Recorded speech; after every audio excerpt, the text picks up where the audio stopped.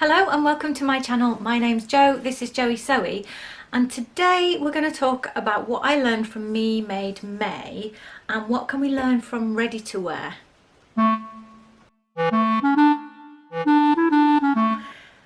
So before you start running off to Instagram to try and see all the things I did in Me Made May, I didn't take part in that way. So I didn't take lots of photos and I didn't take part in Me Made May in the kind of standard way, which if you know or if you don't know, what I consider the standard way is that you document what you're wearing. And the idea going back to the early days of it, Love to Sew did a great interview with the person who started Me Made May, whose name has floated out of my brain. I'll put it here. Who talked about how when she came up with the idea for herself, because she wanted to challenge herself to try and wear something Me made every day and to look at what the gaps were in what she was sewing, so it got a bit more practical. So that's where it comes from, and that's the spirit of it. For a lot of people, that kind of, they add in a layer of accountability by putting pictures on Instagram, and it's a really fun thing to take part in if you're into that sort of thing. However, I'm not used to taking lots of pictures of myself and putting them on Instagram. I'm used to blabbing at the camera to you guys, and so it isn't something that I did, although to be honest I wear something Me made pretty much every day because I've been sewing so long that most of what I wear is Me made. At the moment I'm wearing a charity shop, Marks and Spencer's, made by me. So that's often the kind of mix that I have. Sometimes it's more all Me made, sometimes it's, well, very rarely, because there's not many pairs of trousers in my life that are ready to wear, and I don't wear skirts very much, but sometimes it's more ready to wear, but very rarely. And that's really what I wanted to talk about. So I came to Me Made May thinking, right, well, do I want to do anything about it? I know I don't want to do the photos because that's not really how I roll with stuff, and I'm not prepared to do that. So how can, excuse me, what can it mean to me? And I decided to take a trip to the high street, which I do very rarely because it's an hour's drive to any significant numbers of shops, and have a look at what was out there, because I have been struggling for a while with my own personal style and whether I'm stylish, what that even means and what it should mean to me, and I don't know if I have answers to all of those things, which is why I'm talking to you about it, because I'm going to get you to tell me the answers. Not really, but I would like your input. I would love to hear your thoughts on some of the things that I'm going to talk about. So I took myself off to the shops and I decided that I would try some stuff on, and I was focusing on trousers. So basically I felt like, if you've watched for a while, you will know that the Thurlow trousers are one of the few things I make. And if you look at the trousers I have in my wardrobe, I've got Thurlows, which are wide leg tailored trousers. I've got Jenny overall trousers. I've only got one pair like that. I must have about 6 pairs of Thurlows. I've got ginger jeans, and I've got Moji trousers that I've kind of hacked into tracksuit bottoms usually. And I felt like I was stuck in a bit of a style rut in terms of trousers. I don't often buy new patterns. I don't sew with less usual materials. I just, you know, when you get old, I was there. I was, and I could have gone and I could have looked at the whole range of stuff in the shops, but I would have ended up in tears and it would have taken me days. So I decided to focus in on trousers, and it was really a decision I made in the moment of being in the shops. That was what was catching my eye. I was like, oh, they're out of my comfort zone, they're a bit different. So what I've got is some video which I will insert over my face, of me trying on different pairs of trousers. Now they don't fit. First of all, we are not assessing these trousers to see if they fit, because they don't, and that is why I don't buy trousers from the shops, because basically they don't fit. If they fit the waist Well, I very rarely find out that they fit the waist because I can't pull them up. And if they fit the legs, then the waist is way too baggy. So that is one of the things that drove me to sew so many trousers in the first place, is that they don't fit me from the shops. So what I've generally got on either are going to be too loose around the waist or far too tight around the thigh. I am aware of this. We're not looking at fit. We're looking at design details and what we think about them. So the first pair was a pair of really wide legged trousers, too tight in the thigh in terms of how they were fitting me on the picture, but what I really liked was the buttons down the side seam, and I thought that was a really interesting detail. I was trying the pattern on to see how I felt about the pattern.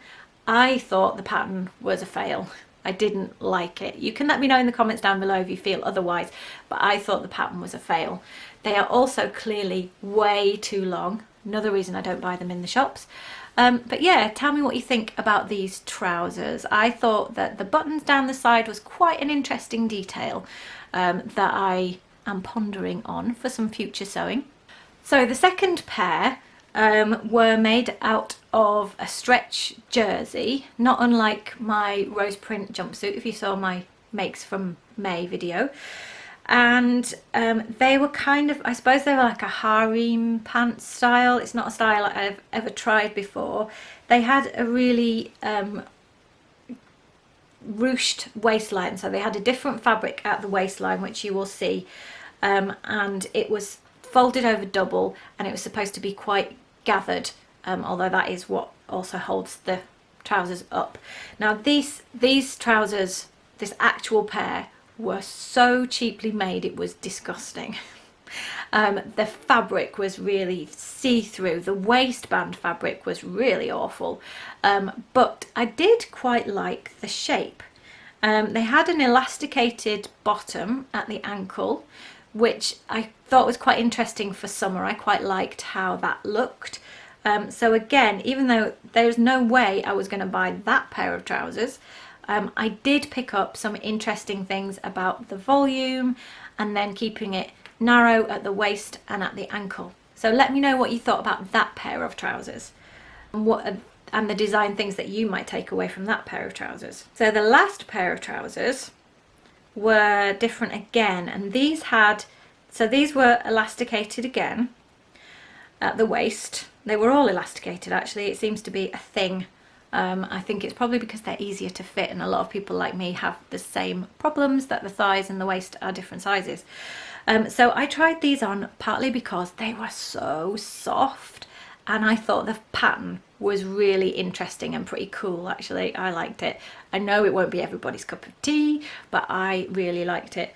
And I tried them on also for the paper bag waist. So a paper bag waist is where it's gathered like you would gather a paper bag if you had sweets from the sweet shop. So you gather the neck of the bag, but then part of it sticks out and expands again at the top. I think most of you will know what a paper bag waist is, but that's how I think of it.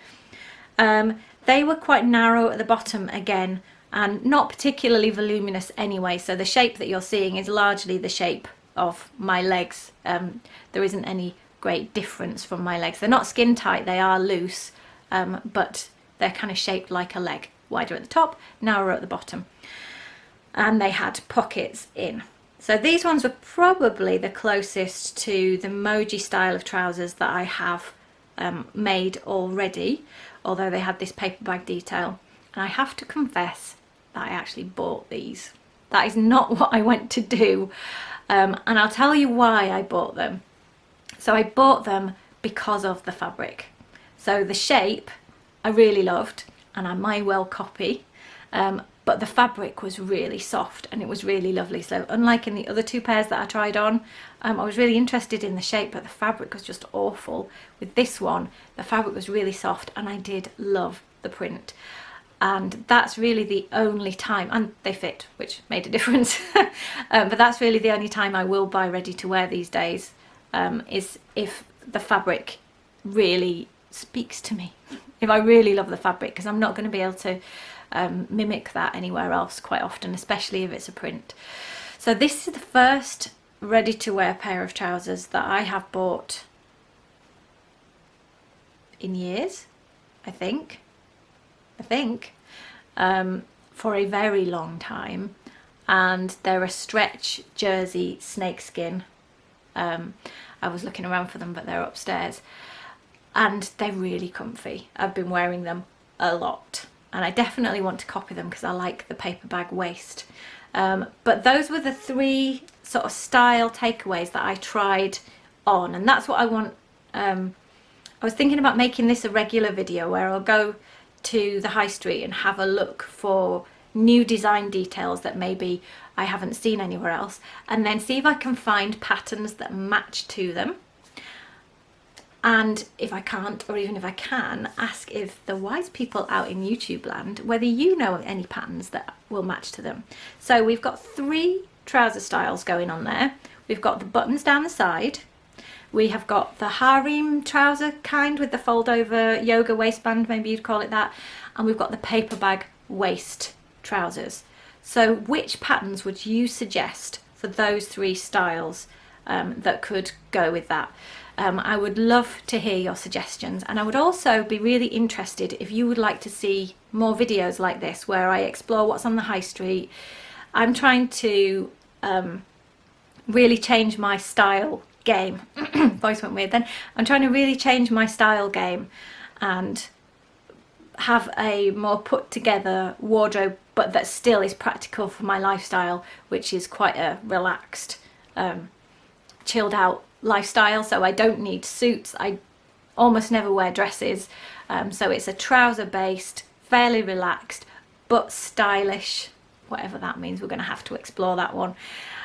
Wardrobe, that is what I'm going for. So let me know, trouser 1, trouser 2, trouser 3, which patterns you think fit those trouser styles. Are you interested in this kind of video? Yes, but do this as well, Joe. You can tell me that. I would love to know. So thank you very much for watching. That's what I learned from Me Made May, which was actually I went out and bought some ready to wear. It's a bit weird, but it made me re-examine my style, and I feel like this is going to be a bit of an odyssey, and I hope you'll come along with me. So thanks for watching, and I'll see you again next time. Bye.